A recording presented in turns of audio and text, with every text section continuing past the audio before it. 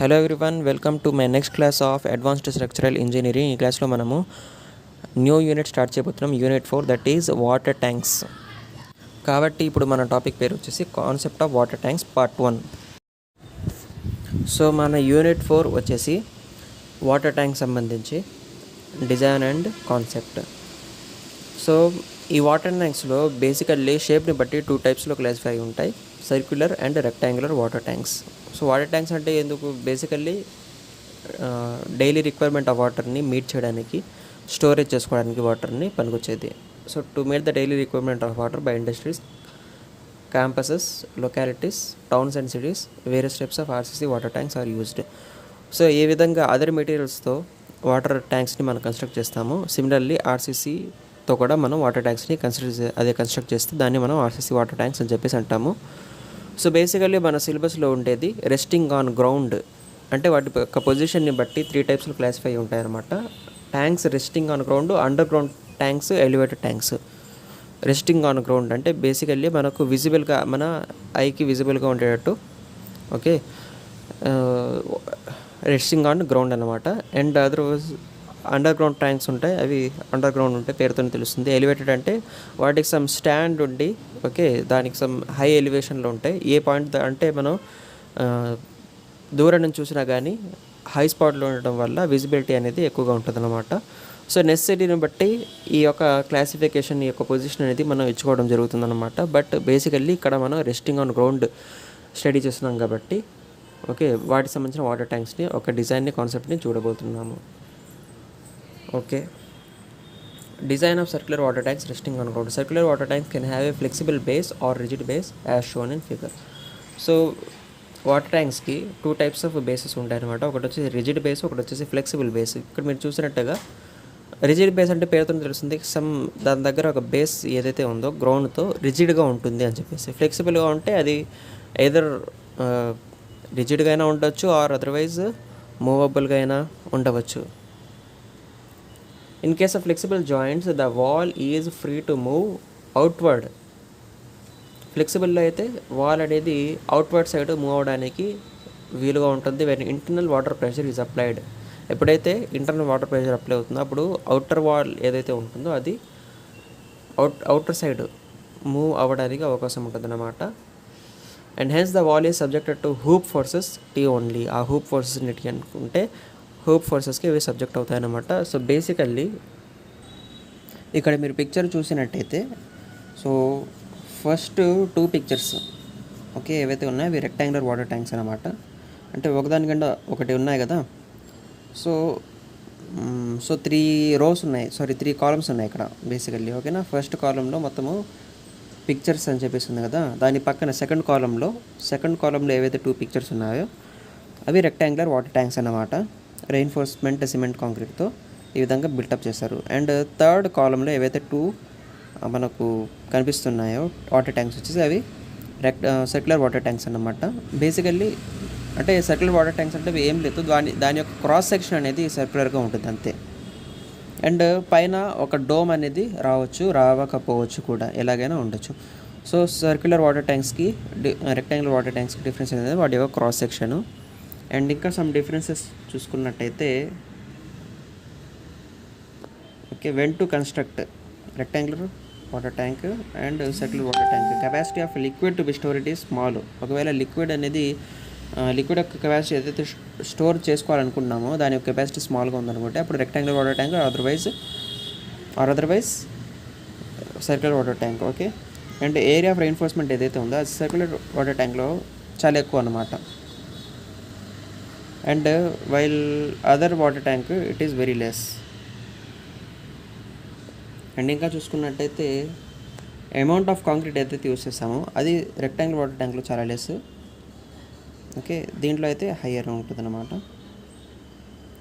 And area of reinforcement ఏదైతే use చేస్తామో అది దీంట్లో లెస్ అండ్ దీంట్లో ఎక్కువగా ఉంటుంది. అండ్ సర్ఫేస్ ఏరియా, దీనికి సర్ఫేస్ ఏరియా ఏదైతే ఉందో rectangular water tank surface area ఏదైతే ఉంటుందో అది చాలా ఎక్కువగా ఉంటుంది. అండ్ సర్క్యులర్ వాటర్ ట్యాంక్ దానికి కంపారిటివ్లీ తక్కువగా ఉంటుంది. ఎకనామికల్ కంపారిజన్ చూసుకున్నట్టయితే for smaller capacities rectangular shape tank is economical అనమాట. For high capacity water tanks వచ్చేసి సర్క్యులర్ వాటర్ ట్యాంక్ అనేది ఎకనామికల్గా ఉంటుంది. సో ఇవి బేసికల్లీ ఆ రెండింటి మధ్యలో కంపారిజనల్ డిఫరెన్స్ అన్నమాట. ఈ మెయిన్ పాయింట్స్ గుర్తు పెట్టుకుంటే చాలు. హవెవర్ మన కాన్సెప్ట్ అనేది మనకి ఎగ్జామ్లో అడగబడదు, బట్ మనం ఏంటంటే డిజైన్ మాత్రమే మెయిన్ ఫోకస్ చేయాలి కాబట్టి దాని ముందు ఒక బ్రీఫ్ కాన్సెప్ట్ చూసుకున్నాము. దాని తర్వాత ఇంకో టర్మ్ మనకి ఇక్కడ వచ్చింది ఏంటంటే హూప్ ఫోర్స్. హూప్ ఫోర్స్ అంటే ఏం లేదు, జనరల్లీ ఒక సిలిండర్ ఉంది కదా, సిలిండ్రికల్ సెక్షన్ ఏదైనా తీసుకోండి, ఫర్ ఎగ్జాంపుల్ పైపే తీసుకోండి, పైప్ కూడా సిలిండ్రికల్ షేప్లోనే ఉంటుంది కదా, దాని యొక్క సర్కంఫరెన్స్కి అలాంగ్గా ఏదైతే స్ట్రెస్ వస్తుందో మనం ప్రెషర్ అప్లై చేసిన తర్వాత దాన్ని మనం హూప్ స్ట్రెస్ అని చెప్పేసి అంటాము. ఓకే, ఇంకో మాటలో చెప్పాలంటే ఏదైతే యాక్సిస్ ఉంటుందో, యాక్సిల్ డైరెక్షన్ ఉంటుందో దానికి పర్పెండిక్యులర్ డైరెక్షన్లో ఈ హూప్ స్ట్రెస్ అనేది అక్కర్ అవుతుంది. సో ఇక్కడ మనకు 2 టైప్స్ ఆఫ్ బేసెస్ ఈ వాటర్ ట్యాంక్స్లో, సర్క్యులర్ వాటర్ ట్యాంక్స్లో ఉండటం జరుగుతుంది. ఒకటి వచ్చేసి ఫ్లెక్సిబుల్ బేసు, ఒకటి వచ్చేసి రిజిడ్ బేసు. ఫ్లెక్సిబుల్ బేస్లో మనం చూసినట్టయితే జాయింట్ సీలింగ్ అనేది ఈ విధంగా ప్రొవైడ్ చేస్తారు, స్టీల్ ప్లేటింగ్ ప్రొవైడ్ చేస్తారు. బట్ వేరాజ్ రిజిడ్ బేస్లో మనం ఏంటంటే ఈ విధంగా కార్నర్ రెయిన్ఫోర్స్మెంట్ అనేది ప్రొవైడ్ చేసి బేస్ని రిజిడ్గా ఉంచుతాము. Okay, for flexible base the vertical wall will be excited to hoop only. ఏదైతే వర్టికల్ వాల్ ఉంటుందో ఫ్లెక్సిబుల్ బేస్లో ఇక్కడ మీరు చూసారు కదా వర్టికల్ వాల్. ఓకే, ఆ వర్టికల్ వాల్ ఏదైతే ఉందో ఎగ్జైటెడ్ టు హూప్ ఓన్లీ, అది హూప్కి మాత్రమే అది గురి అవుతుంది. Only throughout, hoop only. Okay, throughout అంటే త్రూఅవుట్ ద వాల్ అన్నమాట. But when wall is rigid at base some part will be affected to hoop and some part is affected to cantilever action. Okay, కాబట్టి మనం flexible base కనుక ఇస్తే హూప్కి సంబంధించి design మాత్రమే చేస్తాము. అదే రిజిడ్ బేస్లో ఏంటంటే some part of the wall, ఇక్కడ మీరు రిజిడ్ బేస్లో చూసినట్టు సమ్ పార్ట్ ఏంటంటే హూప్ అక్కర్ అవుతుంది, సమ్ పార్ట్లో ఏంటంటే క్యాంటిలివర్ యాక్షన్కి సబ్జెక్ట్ అవుతుంది. Okay, fix the dimensions of the tank. దాని తర్వాత మనం ఏం చేస్తాము, డైమెన్షన్స్ ఆఫ్ ద ట్యాంక్ని ఫిక్స్ చేసుకుంటాము. Design of top dome. Circular ట్యాంక్స్లో మనం చూసుకున్నట్టయితే ఈ విధంగా ఒక డోమ్ అనేది ఉంటుంది కదా. ఓకే, టాప్ డోమ్ అనేది ఒకటి ఉంటుంది. ఆ డోమ్ని మనము డిజైన్ చేస్తాం. ఓకే, ఆ డోమ్ని మనం ఈ విధంగా డిజైన్ చేస్తాం అనేది. So by assuming the thickness of dome, అది డోమ్ యొక్క థిక్నెస్ అనేది హౌఎవర్ మనం అజ్యూమ్ చేసుకోవాల్సిందే. Calculate factored load and then calculate radius of curvature for the dome. యాక్చువల్గా లోడ్ ఏదైతే ఉంటుందో wind intensity and other self weights అవన్నీ కలిపి టోటల్ లోడ్ క్యాల్కులేట్ చేసి దాన్ని ఫ్యాక్టర్ ఆఫ్ సేఫ్టీతో మల్టిప్లై చేస్తే ఫ్యాక్టర్ లోడ్ అప్టైన్ చేసుకుంటాము. దాని తర్వాత రేడియస్ ఆఫ్ కర్వేచర్ ఏదైతే ఉంటుందో దాన్ని, ఎందుకంటే ఇది కర్వీ నేచర్ అదే కలిగి ఉంది కదా, సో కాబట్టి దానికి సమ్ కర్వేచర్ అనేది లైసెన్స్ ఉంటుంది, దానికి సమ్ సార్ట్ ఆఫ్ రేడియస్ అనేది కూడా ఉంటుంది. ఓకే, ఇక్కడ మీరు చూసుకున్నట్టయితే ఇక్కడ ఈ ఫిగర్లో మీరు చూసుకున్నట్టయితే టాప్ నుంచి బాటమ్ వరకు అంటే సి నుంచి ఓ వరకు ఓసి ఏదైతే ఉంటుందో అది దాని యొక్క రేడియస్ అన్నమాట. ఇప్పుడు ఇది పైన షేప్ వరకు వచ్చింది మనకి ఆర్క్.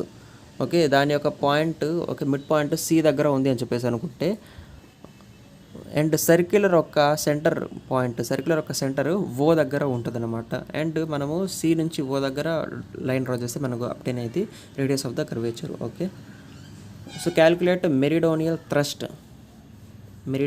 థ్రస్ట్ మనం క్యాల్కులేట్ చేయాలి. ఓకే, మెరిడియన్ వల్ల ఏదైతే థ్రస్ట్ డెవలప్ అయ్యిందో, మెరిడియన్స్ మీన్స్ మీరు సర్వేయింగ్లో వినుంటారు, ట్రూ మెరిడియన్, లేకపోతే జాగ్రఫిక్ మెరిడియన్, మ్యాగ్నెటిక్ మెరిడియన్, ఈ విధంగా. ఓకే, ఏదైతే నార్త్ సౌత్ పోల్ ఉంటుందో దానిపైన ఏదైతే లైన్ వస్తుందో ఆ డైరెక్షన్లో మనం ఆ యాక్సిస్కి అలాంగ్గా మనం ఒక లైన్ని ఇమాజిన్ చేసుకున్నట్టయితే, ఓకే, దాన్ని మనం మెరిడియన్ అని చెప్పేసి అంటాం ఆ లైన్ని బేసికల్లీ. సో నార్త్ సౌత్ పోల్కి ఓకే ఆ యాక్సిస్లో ఉన్నట్టు దాని సైడ్ ఏం చేస్తుంది, మనకు పుల్ చేస్తుంది అనమాట. దాని సైడ్ పుల్ చేస్తుంది ఏదైనా కానీ ఆబ్జెక్ట్ని ఆ సైడ్ పుల్ చేస్తుంది. సో అప్పుడు అక్కడ మెరిడోనియల్ థ్రస్ట్ అనేది డెవలప్ అవుతుంది కదా. సో దాన్ని ఎలా క్యాలిక్యులేట్ చేస్తారంటే T1 = WR/1 + cos θ. W wind intensity, R అంటే రేడియస్ ఆఫ్ కర్వేచర్. అండ్ ఇదే విధంగా సర్కంఫరెన్షియల్ థ్రస్ట్, ఒకటి వచ్చేసి మెరిడోనియల్ వల్ల వస్తే ఇంకోటి వచ్చేసి సర్కంఫరెన్స్ వల్ల థ్రస్ట్ అనేది డెవలప్ అవుతుంది. సో అది ఎలా క్యాలిక్యులేట్ చేస్తారంటే WR × cos θ - 1/1 + cos θ. Check the meridional and circumferential stresses. దాని తర్వాత చెక్ చేసుకుంటాము. Provide minimum reinforcement in both directions. దానికి తగ్గట్టుగా రెయిన్ఫోర్స్మెంట్ అనేది ప్రొవైడ్ చేసుకోవాల్సి వస్తుంది. అండ్ దాని తర్వాత రింగ్ బీమ్ అనేది మనం డిజైన్ చేస్తాము.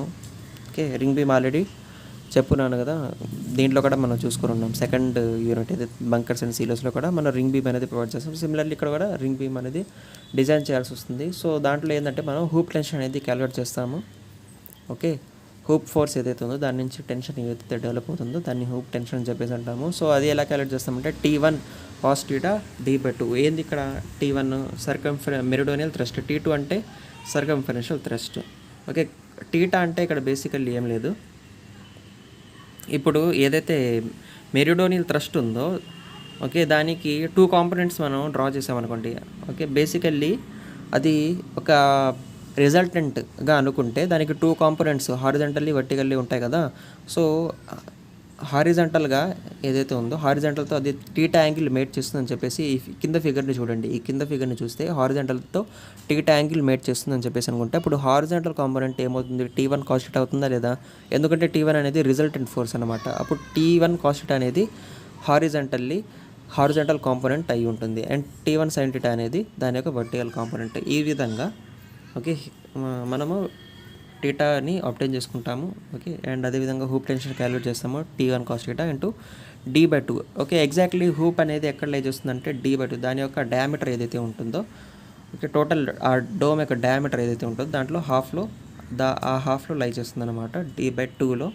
అండ్ ఏరియా ఆఫ్ స్టీల్ మనం ఎలా క్యాలిక్యులేట్ చేస్తాం? As usual F1 = 0.87 FyAST as in page number 96 in IS 456. Calculate area of beam and size. Area of beam ఏదైతే మన రింగ్ బీమ్ ఏదైతే ప్రొవైడ్ చేస్తాం దాని యొక్క ఏరియాని మనం క్యాలిక్యులేట్ చేస్తాం.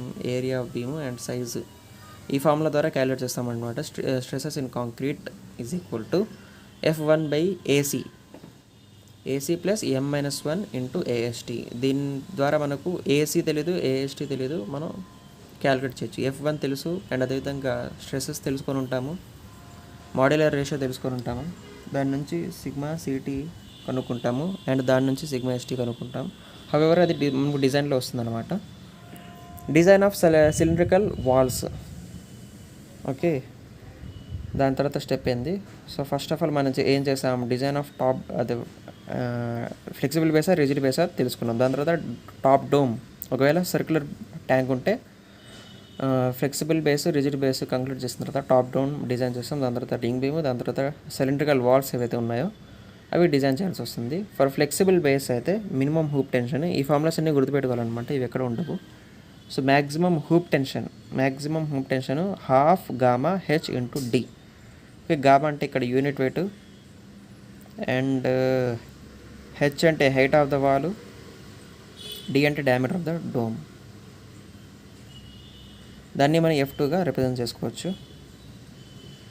ఓకే, H అంటే స్మాల్ h అంటే height of the wall, capital D అంటే diameter. Calculate area of steel చేస్తాం దాని తర్వాత. So same formula 0.87 FyAST. And calculate thickness of wall చేయడానికి మనం ఏరియా ఆఫ్ కాంక్రీట్ని అప్టైన్ చేసుకుంటాం. ఏరియాలో నుంచి మళ్ళీ 2 డైమెన్షన్స్ యొక్క మల్టిప్లికేషన్ కదా, దాని యొక్క హైట్ లేకపోతే దాని యొక్క బేస్ ఇంటూ థిక్నెస్ చేస్తాం, మేబీ దాని నుంచి థిక్నెస్ కనుక్కుంటాం. సో ఆ విధంగా ఈ ఫార్ములా నుంచి థిక్నెస్ కనుక్కుంటాం, సిగ్మా CT ఫార్ములా నుంచి. అండ్ ఫైనల్లీ మనం provide minimum reinforcement in distribution direction. ఎక్కడైతే ఫస్ట్ మెయిన్ రెయిన్ఫోర్స్మెంట్ డైరెక్షన్లో ప్రొవైడ్ చేస్తాం, దాని తర్వాత డిస్ట్రిబ్యూషన్ రెయిన్ఫోర్స్మెంట్ డైరెక్షన్లో రెయిన్ఫోర్స్మెంట్ అనేది ప్రొవైడ్ చేస్తాం. ఒకవేళ రిజిడ్ బేస్ ఉంటే for approximation up to height of H/3 from bottom the slab or vertical wall. Okay, bottom నుంచి H/3 డిస్టెన్స్ వరకు అది ఆ వర్టికల్ వాల్ అనేది దేనికి సబ్జెక్ట్ అవుతుంది? క్యాంటిలివర్.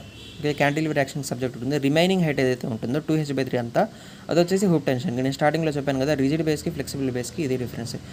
ఓకే, ఇది రిజిడ్ బేస్ కాబట్టి 2 యాక్షన్స్, ఓకే, 2 పార్ట్స్లో ఇది డివైడ్ చేసుకోవాలి. ఒకటి వచ్చేసి క్యాంటిలివర్ యాక్షన్, ఒకటి వచ్చేసి హూప్ టెన్షన్కి. బట్ ఫ్లెక్సిబుల్ బేసే జస్ట్ హూప్ టెన్షన్ మాత్రమే మనం అజ్యూమ్ చేసుకొని, ఎంటైర్ హైట్ వచ్చేసి హూప్ టెన్షన్ మాత్రమే ఇది సబ్జెక్ట్ అవుతుంది కాబట్టి దానికి సంబంధించిన కాన్సెప్ట్, దానికి సంబంధించిన దాని ప్రకారంగానే మనం డిజైన్ చేసుకుంటాం అనమాట.